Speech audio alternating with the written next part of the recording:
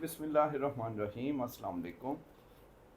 आज पीटीआई के अहम रहनुमा असलम गुमन साहब हमारे साथ मौजूद हैं और इनकी एक पहचान ये भी है कि ये ब्रिगेडियर रिटायर्ड हैं, आईएसआई में अहम जिम्मेदारियां निभा चुके हैं, डीजी एंटी करप्शन भी रहे, नैब में भी।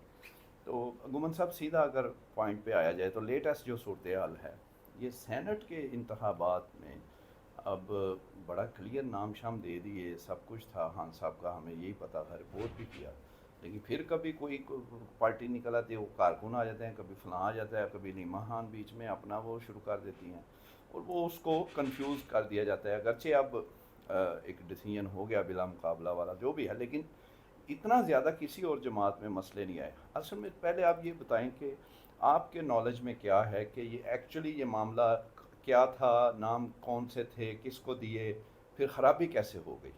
बिस्मिल्लाहिर्रहमानिर्रहीम। नहीं बट साहब, अस्सलाम वालेकुम। मैं तो पहले आपका मशकूर हूँ कि आपने हमेशा अहम मौजू पे मुझे याद किया है। ये आपको पता मामला ये, हमारे जो लीडर हैं इमरान खान बानी पीटीआई, वो 700 से ऊपर दिनों के अंदर है और 5 अगस्त को उनको 2 साल भी पूरे हो जाने हैं। और जब लीडर अंदर होता है तो नेचुरली बाहर जो लोग, हमारे पता हर आदमी लीडर बनने की कोशिश करता है, तो नेचुरली वो जो उनकी स्टेट में अंदर होता है, रिकॉर्ड तो लिख तो सकते नहीं है, ज़ुबानी आखिर बताना होता है, तो उससे थोड़ी सी कन्फ्यूजन और डाइवर्सिटी ऑफ हो जाती है लफ्ज़ों की और ये वो है। लेकिन एक चीज़ मैं बता दूँ, पार्टी में तमाम डिसीजन जो है ना, वो खान साहब की मर्ज़ी के बगैर नहीं, एक डिसीजन नहीं होता। ये जो किस्सा हुआ, ये जो बैरिस्टर सैफ, जो मेरे दोस्त भी हैं, मैं जानता हूँ, बड़े वो भी बेबाक और निडर किस्म के आदमी हैं और लायल हैं वो, और अली अमीन गन्नापुर जो सीएम, उनके भी ये लाइन ने चली। तो उन्होंने जब उनको भेजा तो खान साहब से उन्होंने पूछा कि जिस तरह सेनेटर के इलेक्शन आ रहे हैं, तो उन्होंने 6 नाम दिए और माशाल्लाह सारे, मुराद सईद को ले लें, जवेद साहब को ले लें, ये मिर्ज़ा जो अफरीदियान को ले लें, और चौथे वो थे हमारे कादरी साहब, कादरी, नूरुल कादरी, एक बड़ा अच्छा मजहबी रहनुमा आया और बड़ा लायल है। हाँ, देखो ये और चारे वो खातून भी, मिशाल भी खातून वो बड़ी भी एक्टिव सारी है। एक्टिव है। हाँ। ये और सारे जो हमारे नाम है, सारे सही पीटीआई के वफादार लोग हैं और काम करने और उनकी अच्छा, ये कुर्बानी। आप इधर रोकूंगा, फिर स्टेप वाइज ये कंफर्म आप कर रहे हैं, अपनी पूरी आपकी ऑथेंटिक इंफॉर्मेशन है कि ये इस तरह ही हुआ? बिल्कुल, मैं, क्योंकि आपको हमारी टर्मिनोलॉजी है आईएसआई में, इंटेलिजेंस में होते A1 सोर्स, यानी कंफर्म सोर्स है और रिलायबल सोर्स है कि खान साहब ने ये 6 नाम दिए। और लकीली उस वक्त के एक वकील साहब भी वहाँ थे जिनका नाम है ज़हीर है, जी जी और वो न्यूट्रल, वो नॉन पॉलिटिकल है। जी जी। तो सैफ ने उनके सामने भी खान साहब को कहा कि इनको भी रिपीट कर दे ताकि बाद में मेरे पास कोई गवाही हो। वो एग्जैक्टली मनवान इस तरह ही हुआ, वही आपके अली अमीन गन्ना साहब को बचाए। और अली अमीन गन्नापुर आप इमरान खान के आर्डर में कोई रद्द-बदल नहीं करते, और ये नाम खान साहब ने दिए हैं, इसमें कोई दूसरी राय नहीं है। तो नेचुरली जो आदमी एक उम्मीदवार बना हो, क्योंकि हर बंदे का दिल ख्वाहिश करता है, सलीम खान भी अच्छा वर्कर है, बाकी सारे लोग जो है अच्छे वर्कर, उनकी कुर्बानी है। और दूसरा वो जो कहते हैं जी रीजनल जो सेटअप था या प्रोविंशियल सेटअप है पीटीआई का, उनको कॉन्फिडेंस में लेना चाहिए था, और वो हो सकता है, मैं क्योंकि मैं वहाँ हूँ नहीं, उनको बिल्कुल कंसल्ट करना होता है। वो बेशक उनको कंसल्ट करते भी, लेकिन जो फाइनल डिसीजन है वो खान साहब ने देना था। और ख़ान साहब को मैं ये बता दूं, अल्हम्दुलिल्लाह उनके पास बड़ी विजन है, वो हर आदमी को उसका हक देते हैं और वो पार्टी में बैलेंस रखते हैं। तो हमें देखें, पैसे वालों के बंदे की ज़रूरत होती है, एक कारोबार भी, एक आदमी इतना अगर कारोबार चला सकता है तो वो पार्टी में भी अच्छे आइडिया दे सकता है। तो इसलिए ये बड़ी बैलेंस टीम जो सेनेटर 6 हमारे बने हैं, ये बैलेंस है और ख़ान साहब की अप्रूवल है, इसमें कोई दूसरी राय नहीं है। फिर खराबी कहाँ पर हुई, ये किस किस का क्या रोल था इसमें? जैसे इसमें देखें, हर आदमी जो होता है अप्रोचेबल होता है, दोस्ती भी होती है, फिर हर आदमी जैसे मैंने क्या चाहते हैं नहीं, मैं वो स्टेप खराब वाइज चलें। नाम वो रजिस्टर साहब को कह दिया, ऐलान करें, हाँ। फिर उसके बाद क्या हुआ? देखें जैसा देखो किसी ने आके हमारी बड़ी काबिल एहतराम बहन है, मोहतरम है, क्योंकि इमरान खान साहब की वो बहन है अलीमा खान, या उनकी वाइफ जो है बीबी बुशरा, हमारे लिए बड़े काबिल एहतराम है वो, क्योंकि नान सियासी हैं तो उनको लोग अप्रोच करते हैं तो उन्होंने कहा जी मेरे साथ ज़्यादती होगी, तो नेचुरली उनको उस कंटेस्ट में उन्होंने, क्योंकि उनका खान साहब के साथ इस मामले में शायद डायरेक्ट रब्ता नहीं हुआ, अब अपना बुशरा बीबी तो शायद मिल ही नहीं रही 2-4 हफ्तों से, और बाजी लीमा ने भी शायद इस मौजू पे बात नहीं हुई, तो ये उनको कोई अगर जाकर बताता है, जैसा मुझे आकर एक हल्के का बंदा कहता है जी ये सर ये नहीं इसको करो, तो वो बाज़ दफ़ा हो जाता है, लेकिन जो फाइनल फ़ैसला था वो अलीमा खान ने भी माना है। फिर हमारे क़यादत ने बड़ा अच्छा रोल अदा किया है, गौर खान ने, सलमान अकरम राजा साहब ने, अली अमीन गंडक, उनको बुलाया, उन सब को बुलाया जो अपोनेंट थे, जो स्ट्राइक कर रहे थे या इस फैसले के लिए वो नहीं मान रहे थे, उनको बुलाकर उसको खुशखलूबी के साथ हल किया। ये बड़ा क्रेडिट है और पार्टी यूनाइटेड है और यूनाइटेड रहेगी इंशाल्लाह। तो रीमा खानम को प्रॉब्लम क्या थी जब खान साहब ने कर दिया अनाउंस, तो फिर क्या मसला? देखें वो मैंने जिससे बताया ना, अगर कोई आपका आदमी उनको जाकर बताया था, वो नॉन सियासी है ना, उनको आकर बताते जी ये फलाने को नहीं मिलता, ये पैसे वाला, ये वो उनको अपना गलत तरीके बताया, तो नेचुरली उन्होंने फिर स्टेटमेंट दे दी होगी। बस मैं एक छोटी मिसाल देता हूँ, मेरा एक समनाल का बंदा गया जी मेरा अनाउंस कर दे बगैर, वो हो जाता है क्योंकि नॉन सियासी बंदे से इस तरह की चीज़ें होती हैं, लेकिन वो काबिल एहतराम है। नहीं, जब बैरिस्टर सैफ को खान साहब कह रहे हैं तो फिर उन पर दबाव डालने की क्या ज़रूरत है कि ये कर दो, नाम चेंज, और पार्टी मुशावरत कर ले, फलां कर ले? नहीं, किसने दबाव डाला? यही अलीमा खानम। नहीं देखो वो देखो खान साहब को एक आप क्रेडिट देंगे कि वो मरूसी सियासत पे यकीन नहीं रखते। उनको पता है कि मेरी बहन, वो ठीक है उनका भाई है, सबसे ज़्यादा अगर तकलीफ़ है, हम जितने भी वर्कर हैं हमें भी तकलीफ़ है, लेकिन सबसे ज़्यादा तकलीफ़ जो खूनी रिश्ते को होती है अलीमा खान साहब वो नेचुरली, वो अलीमा खान साहब को किसी ने अप्रोच किया तो उन्होंने कह दिया, प्रेशर उन्होंने नहीं डाला। देखना अभी उसके बाद जब पार्टी ने फैसला किया उसके बाद कोई नहीं मनवान तस्लीमी, और कोई पार्टी की किसी आपके अभी आवाज़ नहीं सुनेंगे, ना बाजी अलीमा की ना किसी की पार्टी में। और ये भी एक हुस्न होता है पार्टी का, उसमें इख्तलाफात होते हैं, अपने राय ज़रूर देने चाहिए। बाजी अलीमा को इतना ही हक़ है जितना कि, बल्कि उनसे ज़्यादा हक़ है कि वो अपनी राय दे, लेकिन फ़ैसला जब पार्टी कर लेती है या खान साहब कर लेते हैं तो बाजी अलीमा भी उसको मानती है, और वो सब ने माना है। और मेरे आप देखेंगे ये वो सेलेक्ट भी हो गया है और वही हुआ जो खान साहब ने कहा है। अच्छा, अब आ जाए जो ये तो आ गया, असल जो आपसे बात करनी है, ये जो तब्दीली की बात होती है, हमें तो यही नज़र आता है कि सब कुछ सुकून है, एक पेज है, कोई इशू नहीं, गवर्नमेंट मज़े में है, अपोजिशन की तरफ से कोई चैलेंज ही नहीं है। तो फिर ये कुछ ज़ाहिर है हमारे बड़े प्यारे दोस्त हैं, मेरे उस्तादों में हैं हबीब अकरम साहब, इस तरह और भी कुछ लोग, वो उनके दलाइल भी हैं, आपने भी देखे हैं, तो आपका उनको, चलें वो उनके हैं ना, मैं सिर्फ आपकी बात करता हूँ, आप बेशक दूसरों को ना, क्या वाकई कोई तब्दीली आप देख रहे हैं गवर्नमेंट में? और अगर देख रहे हैं तो उसके पीछे आपकी इंफॉर्मेशन के पीछे क्या लॉजिक्स? उसकी वजह यह है जो हबीब अकरम ने कहा, मैं अपनी ज़ाती राय भी देता हूँ कि तब्दीली नागुज़ीर है। ठीक है। उसकी वजह यह है कि जब आप डिलीवर ना कर रहे हों, आप देखें, आप बेशक किसी के सहारे पे आए हैं, आपको अल्लाह ने मौका दिया है तो आप डिलीवर तो करें ना। अभी देखें कि इतने टैक्सेस लगा दिए हैं कि गरीब आदमी जो है वो बेचारे ख़ुदकुशियाँ कर रहे हैं, बेचारे 2 वक्त की रोटी खाने के लिए। मैं क्यों हल्के में जाता हूँ, मुझे पता लोग किस तरह बिजली के बिल दे रहे हैं। अभी देखा इन्होंने क्या किया कि बिजली के ऊपर जो रॉयल्टी थी उसको बढ़ा कर के हम बलूचिस्तान में मोटरवे बनाएंगे एट द कास्ट ऑफ, और उसका जब आप देखें अभी पिछले दिनों में पेट्रोल जो है वो 1 जुलाई को 6-7 रुपये बढ़ा, अभी 15 जुलाई को फिर से, यानी 15 पे आपने 15 दिन में बढ़ा दिया है। अभी इसका इफ़ेक्ट क्या होगा? सब्जियों पे वो होगा, रोज़मर्रा की ज़िंदगी में होगा, क्योंकि वो उन्होंने ट्रांसपोर्ट वाले थे उसी हिसाब से पैसे ले रहे हैं ना, मंडी में चीज़ पहुँचानी है या फिर, तो वो गरीब आदमी पिस रहा है।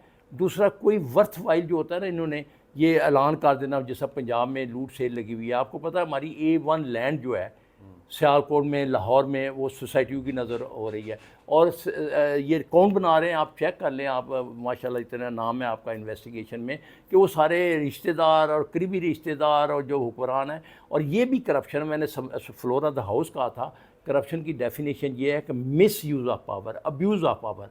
आप अपनों को अगर नवाजते हैं और गवर्नमेंट की मशीनी इस्तेमाल करते हैं, गवर्नमेंट के सोर्स, तो ये भी इससे बड़ी करप्शन है ही नहीं है, मुल्क तबाह हो जाते हैं। मैंने बार बार कहा है कि इस मुल्क का सबसे बड़ा डायलमा जो है वो करप्शन है, और करप्शन इन दोनों पार्टियाँ, नून लीग और पीपल पार्टी में कोई बड़ा मसला नहीं है, क्योंकि वो कहते हैं करप्शन करो, यानी वो स्वाब समझ के और इसको स्वाब समझ के करते हैं। अभी देखिए बड़े फ़ख्र से स्पीकर जो सेनेट के कहते हैं मैं बरी हो गया हूँ, मैं इस पर कमेंट नहीं करूँगा। ये यार किसने किया, और नून लीग वालों ने केस किए थे, उन्होंने किए थे। तो ये बदकिस्मती है जिस मुल्क में जस्टिस ना हो, जिस मुल्क में अच्छा ये तो कानून ना हो। जनरल बातें आप कर रहे हैं, तजिया भी है, ये तो हम भी कर, आप बात कर रहे हैं, हमें बताएं इंफॉर्मेशन क्या है, किस तरह आप कह रहे हैं कि तब्दीली। सर मैं देखें, जो भी हमारे मुख्तदर हल्के हैं उनको भी एहसास होता है कि मुल्क की इकानमी जब तक ठीक नहीं होगी मुल्क आगे नहीं चलता। रशिया क्यों टूटा, इकनॉमी की वजह से टूटा ना, कि और हमारे भी कंसा भी देखो, हमने जितना हमारा बजट है 17 ट्रिलियन, उससे तकरीबन 40% हमने कर्ज़ा देना है, और कर्ज़ा देने के लिए हमें कर्ज़ा लेना पड़ता है।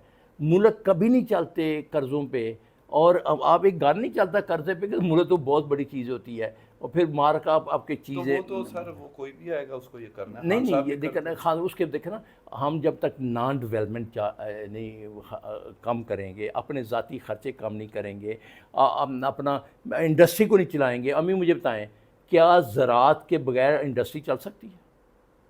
देखो ना, कपास है, जब तक वो नहीं होगा तो हमारे मुल्क देखे ना, हम जब बाहर एक्सपोर्ट करते थे कपास, हमारी अपनी इंडस्ट्री चल रही थी।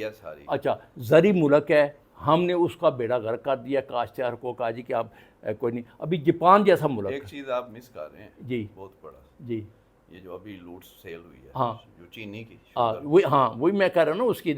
इससे बड़ी मुझे बताएं, क्या इसको ऐसे लोगों को कैबिनेट में रखना चाहिए या ऐसे लोगों को अपना छोड़ना चाहिए? आप पहले चीनी एक्सपोर्ट करते हैं, फिर इंपोर्ट करते हैं, दोनों, और आपको पता है इसमें मार्कअप होता है, और ये क्यों ना। और मुझे जो शनीद है, मैं उसका प्रोग्राम सुन रहा था, आपके चैनल में आते हैं, वो को कह रहे थे जी कि शबाश नहीं, और ये आपके एंकर हैं जो रात को 10 बजे प्रोग्राम करते हैं, अच्छा। वो कह रहे थे कि जी शहबाज शरीफ नहीं चाहते थे, लेकिन उनको मजबूर किया गया, मजबूर किया गया।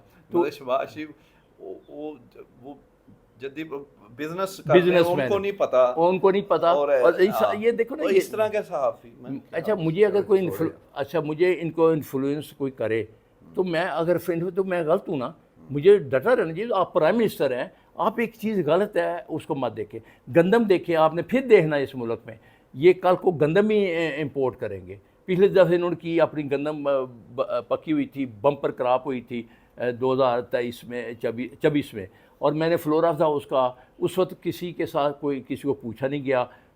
अरबों की वहाँ अपना मैथ प्रैक्टिस हुई, लोगों की जेबें भरेगी, और किसान का इस साल किया गया। तब्दीली कैसे आई?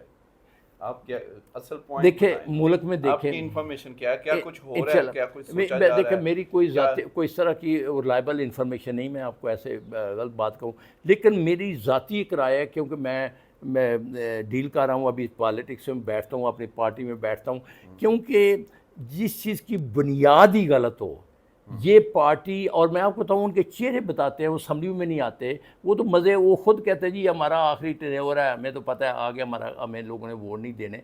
तो वो जो हालात होते हैं, नहीं दिए ना, तो उसको उनको पता है ना, तो आगे तो बिल्कुल नहीं देंगे। अभी देखा ना, मुझे बताएं, आप कहते हैं जी मुल्क कैसे कर्ज़ों से निकलेगा? आपने 60-70 वज़ीर बना लिए हुए हैं।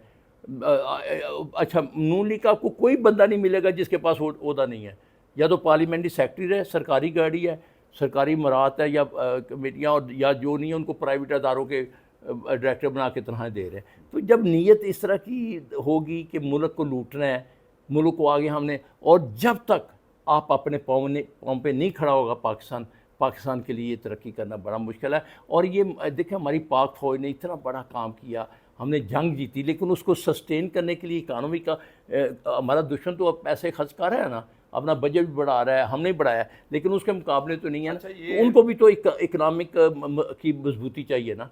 तो अगर वो भी ये देख रहे होंगे ना जो इनको लाए थे, तो मेरा ख्याल है कि अल्टीमेटली इनसे छुटकारा, क्योंकि ये डिलीवर नहीं कर रहे, ना इनकी नीयत है डिलीवर करने की। अच्छा, अब आपके जो असल जो मसला इस वक्त अपोजिशन आम आदमी को भी पड़ा है, वो आपने भी पहले इशारा किया कि जस्टिस नहीं है, तो उसमें सबसे बड़ी रुकावट लेटेस्ट वो 26वीं तरमीम, उसने तो बर्बादी कर, कोई शक और नहीं। उसको पास कराने में हज़रत मौलाना हजूर फजलुर रहमान साहब, क्या उनके बारे में आप देखिए मेरे देखिए वो काबिल एहतराम हमारे बुज़ुर्ग हैं, एक फ़िरके के सरबरा भी हैं, आलम भी हैं, तो मैं तो अपने, लेकिन उनका ये जो किरदार था ये मेरा हर तारीख़ माफ़ नहीं, मौरख़ जो है वो माफ़ नहीं करता।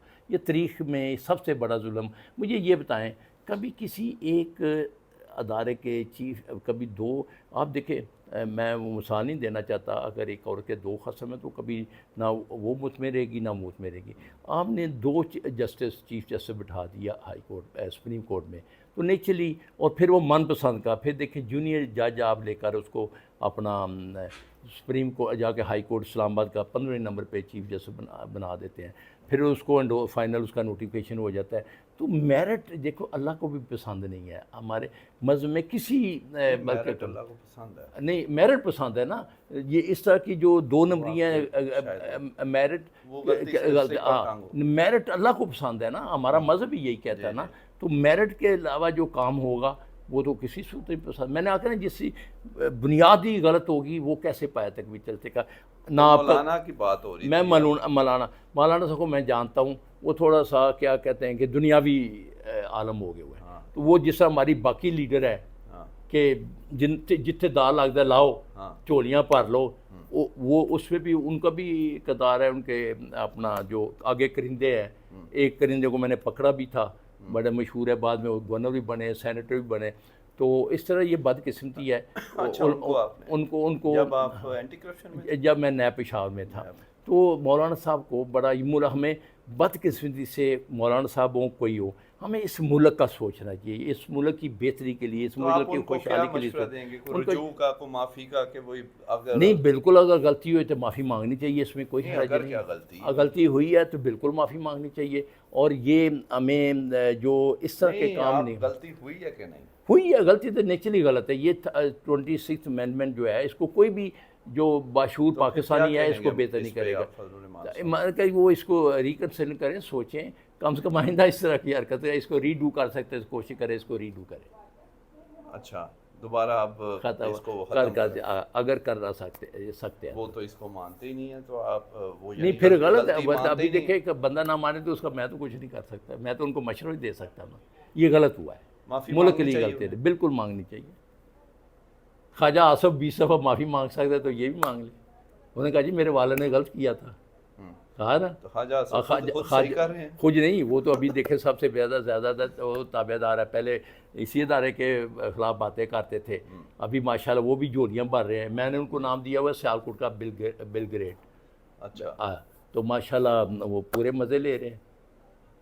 अच्छा, बिल गेट्स थोड़ा बता दे लोगों को, क्या बिल गेट्स अमीर तरीन आदमी है ना दुनिया का, वो अमीर तरीन आदमी, तो माशाल्लाह वो भी हो गए हुए हैं, वो भी ठीक जा रहे हैं। जी देख, मैं आपको बताऊँ, वहाँ बंदे, वहाँ कोई आदमी उनकी मर्ज़ी के बगैर नहीं चल सकता। पीछे 6-6 महीने से वो है आर ओ, जो इन्होंने अपना उस वक्त आर ओ था जब इलेक्शन जीते थे, वो एक्चुअल ज़िला वो कंट्रोल कर रहा है, उनको भी पता है। अभी हमारा समरा इलेक्शन था, बाजवा साहब को बातें भी करते हैं पहले उनके, ये गलत बात होता है ना। देखिए मुझे कोई तलवार लेकर आ जाएगा ना, मैं अपनी फ़ौज के ख़िलाफ़ कोई एक बात नहीं करूँगा। जिस अदारे में आपने सर्व किया हो, जिस अदारे में आपने मेहरबानी की हो, जो मैं आज जो कुछ हूँ पाक फ़ौज की वजह से, अपने अदारे की वजह से हूँ, तो मैं आज उसके, मुझे कोई मेरा सवाल ही पैदा, पार्टी अपनी जगह हर होते, लेकिन हाँ पार्टी के नज़रिए के साथ हो तो, लेकिन एक जो हमारा आला अदारा है, जो एक मुनज़्ज़म अदारा है, जो मेरिट पे काम करता है, मेरा जैसा बंदा एक ज़मींदार का बेटा होकर, मेरा ख्याल उसने बेस्ट पोस्टिंग जाए की, फ़ौज ने बड़ी इज़्ज़त दी। तो ये हमें कम से कम, जिस कहते, मैंने असम्बली में कहा था कि जिस थाली में खाते हैं ना उसमें सुराख नहीं करनी चाहिए, ये मैं उधर ख्वाजा साहब के लिए कहा था। तो पहले फ़ौज के ख़िलाफ़ बातें करते रहे, अभी चलो अकल आ गई है, अगर उन्हें माफ़ी मांग ली तो अच्छी बात है। थैंक यू जी। आपने देखा ब्रिगेडियर गुम्मन साहब की भी इंफॉर्मेशन यही है कि ये हुकूमत चलने वाली नहीं है, और इनके अपने दलाइल हैं, और साथ ज़ाहिर है उन्होंने ये बताया भी कि क्या क्या चीज़ें हैं जो कि इनके लिए मसले बनेंगे हुकूमत के लिए, और शुरू हो गए हैं, जैसे शुगर स्कैंडल और कुछ और चीज़ें सामने आना शुरू हुई हैं। तो ये कोई इतना भी नहीं होता कि आज बात इन्होंने की और कल वो हो जाएगा, लेकिन काम शुरू हो चुका है। इंशाल्लाह इस सिलसिले को हम जारी रखेंगे, मुख्तलिफ और भी लोगों से राय लेंगे, और इस पे हम अपनी भी जो भी इतलात होंगी वो आपसे शेयर करेंगे। Thank you.